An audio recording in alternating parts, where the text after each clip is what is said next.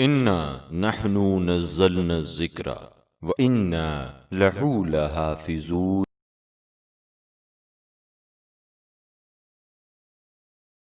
بسم اللہ الرحمن الرحیم، الحمد للہ رب العالمین والصلاة والسلام علی محمد وآلہ الطیبین الطاہرین۔ السلام علیکم ورحمۃ اللہ وبرکاتہ۔ آج ہمارا موضوع گفتگو ہے ذکر شعائر اللہ، اور اس حوالے سے گفتگو کو آگے بڑھانے کے لیے سرنامہ کلام قرآن مجید کی آیت کو قرار دیتے ہوئے بات کو آگے بڑھاؤں گی۔ خداوند متعال قرآن مجید میں سورہ حج کی آیت نمبر 32 میں ارشاد فرما رہا ہے، ذالک ومن یعظم شعائر اللہ فإنہا من تقوی القلوب۔ خدا فرما رہا ہے جو اللہ کے شعائر کی تعظیم کرتا ہے، یہ اس بات کی دلیل ہے کہ اس کے دل میں تقوی موجود ہے۔ لفظ شعائر شعیرہ سے نکلا ہے، جس کا مطلب ہے نشانی۔ شعائر اللہ یعنی اللہ کی نشانیاں، یعنی جن کو دیکھ کر خدا یاد آئے۔ نشانی کا کام ہی یہ ہوتا ہے کہ نشانی ذہن کو کسی اور طرف منتقل کرتی ہے۔ جس طرح ہم راستے میں جا رہے ہوتے ہیں تو ہمیں سگنلز نظر آتے ہیں۔ یہ جو سگنلز ہمیں نظر آتے ہیں، ریڈ لائٹ، گرین لائٹ، ان کا کوئی نہ کوئی ریزن ہوتا ہے، ان کے پیچھے کوئی نہ کوئی مقصد ہوتا ہے۔ ریڈ لائٹ ہمیں رکنے کا میسج دیتی ہے، اگر لائٹ گرین ہے تو بھی ہمیں ایک میسج دے رہی ہے، اگر لائٹ یلو ہے تب بھی ہمیں ایک میسج دے رہی ہے۔ اسی طرح سے شعائر اللہ یعنی خدا کی نشانیاں، کہ جن کو دیکھ کر انسان کو مقصد یاد آئے، وہ قربانیاں یاد آئیں جو انسان کو خدا تک پہنچا دیں۔ اب یہ شعائر اللہ کیا ہیں؟ قرآن مجید میں 4 مقامات پر لفظ شعائر اللہ استعمال ہوا ہے۔ جیسا کہ عرض ہوا، وہ علامات جو لوگوں کو خدا کی یاد دلاتی ہیں انہیں کہا جاتا ہے شعائر اللہ۔ اس میں سے 2 مقامات ایسے ہیں جہاں حکم دیا گیا ہے کہ شعائر اللہ کی کیسے تعظیم کرنی ہے، اور 2 مقامات ایسے ہیں جہاں مصداق بیان ہوئے ہیں، مثالیں بیان ہوئی ہیں۔ سورہ مائدہ کی آیت نمبر 2 میں خدا اہل ایمان سے ایڈریس کرتے ہوئے، اہل ایمان سے مخاطب ہوتے ہوئے ارشاد فرما رہا ہے، یا ایھا الذین آمنوا لا تحلوا شعائر اللہ، اے صاحبان ایمان شعائر اللہ کی توہین نہ کرو، بے حرمتی نہ کرو، ان کو کم اہمیت، بے ارزش نہ سمجھو، بے ارزش نہ مانو، بے ارزش نہ جانو۔ پہلا حکم کیا بیان ہوا؟ اگر شعائر اللہ کہیں نظر آئیں تو ان کی بے حرمتی نہ کرو، ان کو ڈی ویلیو نہ کرو، ان کی تعظیم کرو، رسپیکٹ کرو، کیونکہ ان کا احترام ہے۔ اور یہ احترام کیا ہے؟ جیسا کہ سورہ حج کی آیت آغاز سخن میں بیان ہوئی، آیت نمبر 32، ذالک ومن یعظم شعائر اللہ فإنہا من تقوی القلوب۔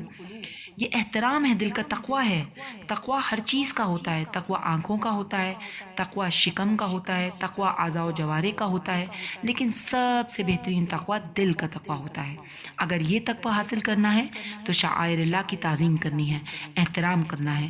اب سوال یہ پیدا ہوتا ہے کہ شعائر اللہ کسے کہتے ہیں؟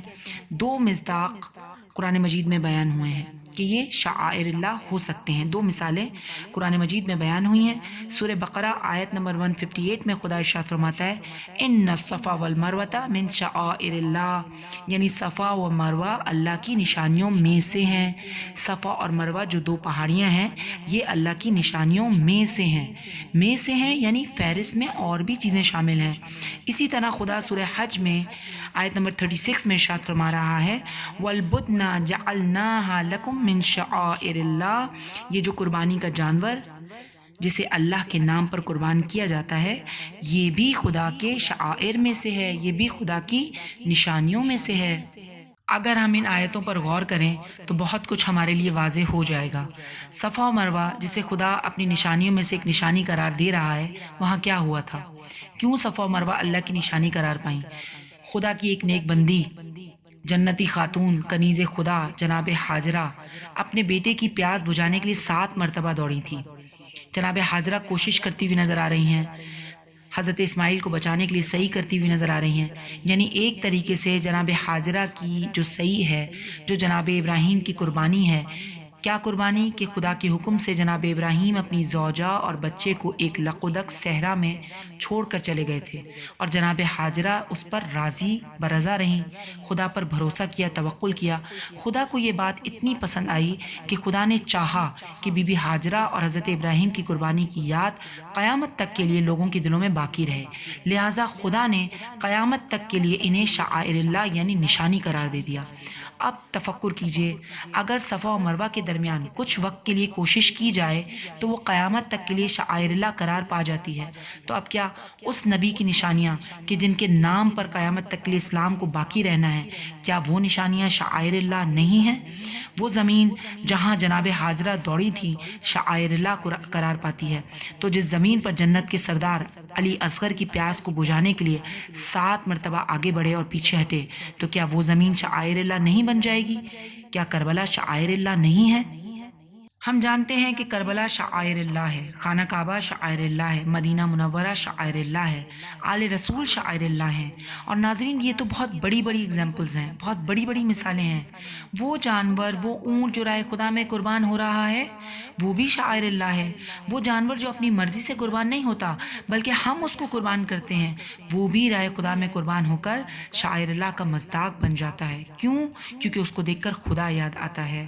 تو سوچئے وہ حسین ابن علی کہ جس نے اپنا پورا گھرانہ خدا کے لیے قربان کر دیا، یہ کہتے ہوئے کہ رضاً بقضائی و تسلیما لامرہ، کیا وہ شاعر اللہ نہیں ہے کہ اصول دین کا کمال بن کر یزیدیت کا زوال بن کر، اصول دین کا کمال بن کر یزیدیت کا زوال بن کر مدینے سے آ کر کربلا میں اتر کے صحرائے نینوا میں جو دین حق کی بقا کی خاطر رہے خدا میں خدا کی خاطر، حسین نے کل کمائی دے دی، خدا نے ساری خدائی دے دی۔ خداوند متعال قرآن مجید میں ارشاد فرما رہا ہے کہ مقام ابراہیم کو مسلح قرار دو۔ کیوں؟ کیونکہ خدا یہ چاہتا ہے کہ جناب ابراہیم کی یاد دلوں میں محفوظ رہے۔ خدا نے اس پتھر کو کہ جس پر جناب ابراہیم کے قدموں کے نشان موجود ہیں، اس کو خدا نے یہ شرف دیا ہے کہ خدا نے حکم دے دیا اس کے پیچھے جا کر خدا کی عبادت کرو۔ وہ پتھر عام پتھر نہیں رہا، وہ پتھر مقام ابراہیم ہے۔ جس پتھر پر حجت خدا کے قدموں کے نشان ثبت ہو جائیں وہ عام نہیں رہتا بلکہ مقام ابراہیم بن جاتا ہے۔ تو جس جگہ پر جس خاک پر حجت خدا کا خون شامل ہو جائے وہ خاک عام خاک نہیں رہتی ہے بلکہ خاک شفا بن جاتی ہے۔ جہاں خدا کے وہ اولیاء اللہ کہ جنہوں نے خدا کے لیے قربانیاں دیں، وہ مقام کہ جہاں پر ان کا خون ہے، وہ جگہ جہاں ان کے اجسام مدفون ہیں، اجسام موجود ہیں، وہ مقام کیسے احترام، کیسے تعظیم کے لائق نہ ہوگا؟ کربلا شعائر اللہ ہے، نجف شعائر اللہ ہے، کاظمین، سامرہ شعائر اللہ میں سے ہیں، تو کیا جنت البقیع شعائر اللہ نہیں ہے؟ جنت البقیع کا مطلب کیا ہے؟ جنت کا باغ، جنت البقیع یعنی باقی رہنے والی جنت۔ کتنا خوبصورت نام ہے، اور اس قبرستان کی حرمت کی وجہ سے اس کو جنت البقیع کہا گیا۔ اس قبرستان میں اہل بیت اطہار علیہ السلام اور اصحاب رسول مدفون ہیں۔ 10,000 سے زائد صحابہ کرام جنت البقیع میں مدفون ہیں۔ یہاں پر اہل بیت اطہار علیہ السلام کی قبریں ہیں۔ آج سے سالوں پہلے 8 شوال 1344 ہجری 21 اپریل کا دن 1925 کا سن تھا کہ جنت البقیع جہاں پر بلڈوزر چلے، بیلچے چلے، اور ایک ہی دن میں جنت البقیع ویران ملبے کا ڈھیر بن گئی۔ وہ جگہ کہ جہاں پر قبے تھے، گنبد تھے، اب گویا وہ ایک ویران چٹیل میدان کی صورت میں موجود ہے۔ وہ بقیع کہ جس کا تقدس یہ ہے کہ اللہ کے رسول کے قدموں نے اس کی خاک کو چھوا ہے۔ رسول جنت البقیع میں مدفون لوگوں کو سلام کرنے کے لیے اور طلب مغفرت کرنے کے لیے اکثر جنت البقیع جایا کرتے تھے، اور پیغمبر اسلام یہ فرماتے تھے کہ خدا نے مجھے یہ حکم دیا ہے کہ میں بقیع آ کر اہل بقیع کے لیے دعائے مغفرت کروں۔ اسی سے ثابت ہوتا ہے کہ زیارت قبور سنت رسول خدا ہے۔ بقیع ہمیشہ سے زیارت گاہ خاص و عام رہا ہے، مگر اب وہاں شکستہ قبریں ہیں، پتھر ہیں، ریت ہی ریت ہے، میدان ہے، اور یہ تاریخ کی بہت بڑی سچائی ہے اور بہت بڑی مظلومیت ہے۔ اگر ہم جنت البقیع کی ہسٹری کو دیکھیں تو اس کا اصل اور پرانا نام بقیع الغرقد تھا۔ ایک خاص قسم کا درخت کے جس کا نام غرقد تھا وہ یہاں لگے ہوئے تھے۔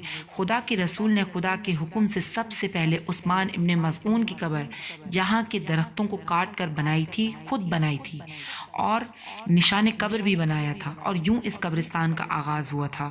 عثمان ہم سب جانتے ہیں رسول کے صحابیوں میں سے بھی تھے اور چاہنے والوں میں سے بھی تھے۔ اس مقدس جگہ پر بہت سی عظیم شخصیات کی قبریں ہیں۔ امہات المومنین کچھ رسول کے ازواج اس جگہ پر مدفون ہیں۔ حلیمہ سعدیہ کہ جن کے لیے کہا جاتا ہے کہ انہوں نے رسول کی کچھ عرصے پرورش کی، ان کی قبر یہاں موجود ہے۔ رسول اکرم کی پھوپھیاں یہاں مدفون ہیں۔ رسول کی ربائی بیٹیوں کی قبریں یہاں موجود ہیں۔ عباس علمدار کی والدہ گرامی ام البنین کہ جو باب الحوائج کی ماں ہیں اور خود بھی باب الحوائج ہیں، ان کی قبر مبارک یہاں موجود ہے۔ امیر المومنین علی بن ابی طالب کی والدہ فاطمہ بنت اسد کی قبر یہاں پر موجود ہے۔ عبداللہ ابن جعفر طیار جناب زینب کے شوہر کی قبر ہے۔ اسماعیل بن جعفر صادق کی قبر یہاں پر موجود ہے۔ عباس ابن عبد المطلب رسول کے چچا کی قبر جنت البقیع میں موجود ہے۔ باقاعدہ لسٹ ہے ان شخصیات کی کہ جن کی قبریں یہاں موجود ہیں، اور ان سب سے بڑھ کر جنت البقیع میں ان ازواج مقدسات کی، ان عظیم شخصیات کی قبریں ہیں کہ جن سے بغض، جن سے عداوت، جن سے دشمنی ایک خاص قوم اور قبیلے میں موجود ہے اور آج تک موجود ہے، اور انہی ہستیوں کے سبب سے اس قبرستان کو ڈھانے کی کوشش کی گئی۔ یہاں جنت البقیع میں امام حسن مجتبیٰ کی قبر ہے، امام سجاد علیہ السلام کی قبر ہے، امام محمد باقر، امام جعفر الصادق کی قبریں یہاں موجود ہیں، اور ایک روایت کے مطابق جناب فاطمہ الزہرا کی قبر مبارک بھی یہاں پر موجود ہے۔ کئی سفر ناموں میں مثلا ابن بطوطہ کے سفر نامے اور اس جیسے دوسرے سفر ناموں میں ذکر موجود ہے کہ جنت البقیع میں باقاعدہ گنبد بنے ہوئے تھے، روزے تعمیر تھے، ذریعے موجود تھیں، جنہیں خاص نظریے کے حامل افراد اور آل سعود نے منہدم کر دیا، ڈیمولش کر دیا، بلڈوزر چلائے گئے، کدالیں چلائی گئیں، اور جنت البقیع جو کہ جنت کا ایک ٹکڑا تھا اس کو ایک ویرانے میں، کھنڈر میں، چٹیل میدان میں تبدیل کر دیا گیا۔ انہدام جنت البقیع کے بعد پروٹیسٹ کا ایک سلسلہ شروع ہوا۔ شیعہ اور سنی اس پر متحد تھے، لیکن پھر ایسا ہوا کہ پچھلے کئی سالوں کے اندر شیعہ نے حیدر کرار کے علاوہ سب نے جنت البقیع کو بھلا ڈالا، اور ہم مومنین 8 شوال کا دن منا کر در حقیقت اہل بیت رسالت سے اپنی عقیدت اور محبت کا اظہار کرتے ہیں، اور علماء کہتے ہیں کہ اس طریقے سے در اصل ہم اجر رسالت کو ادا کرتے ہیں۔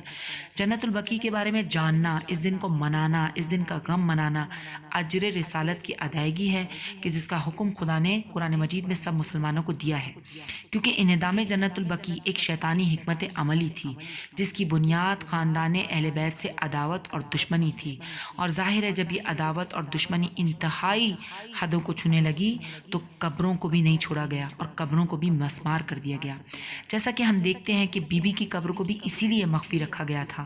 امام علی کی قبر سالوں مخفی رہی، اور پھر یہ دیکھتے ہیں کہ کس طرح سے امام حسین کی قبر کو مٹانے کی کوشش کی گئی، اور یہ صرف اس لیے کہ اہل بیت رسالت آج بھی اپنی قبور کے ذریعے سے اپنے ماننے والوں سے روحانی رابطے میں ہے، اور ان کے ماننے والے آج بھی ان کی قبور کے ذریعے سے در حقیقت وہ طاقت حاصل کرتے ہیں کہ جس سے آج بھی دشمن خوف زدہ نظر آتا ہے، اور دشمن ہمارے اس روحانی رابطے کو بھی ختم کرنا چاہتے ہیں، اور اس کے لیے جو کچھ بھی انہیں کرنا پڑے وہ کرتے ہیں، یہاں تک کہ قبروں کو بھی ڈیمولش کر دیتے ہیں۔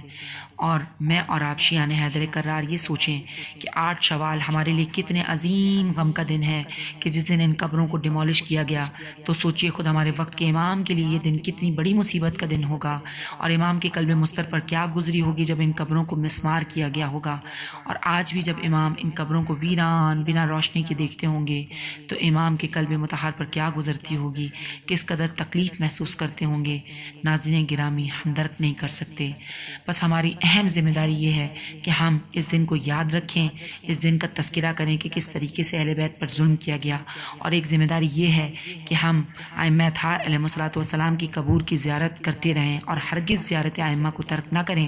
اور پھر جو اہل بیت کی تعلیمات ہیں، اہل بیت کی جو سیرت ہے، احادیث ہیں، در حقیقت اہل بیت کے آثار ہیں، لہٰذا ان کا بھی مطالعہ کریں، ذہن نشین کریں، ان پر عمل کریں، دوسروں تک پہنچائیں، اپنے اعمال کے ذریعے سے ان آثار کو ظاہر کریں۔ اور آخر میں خدایا تجھ سے دعا کرتے ہیں کہ جنت البقیع کی جلد تعمیر کے اسباب مہیا فرما۔ اللہم عجل لولیک الفرج یا اللہ۔ والسلام علیکم ورحمۃ اللہ وبرکاتہ۔ سبسکرائب کیجئے ذکر ٹی وی اور اس علم کے سفر میں ہمارے قدم کے ساتھ قدم ملائیے۔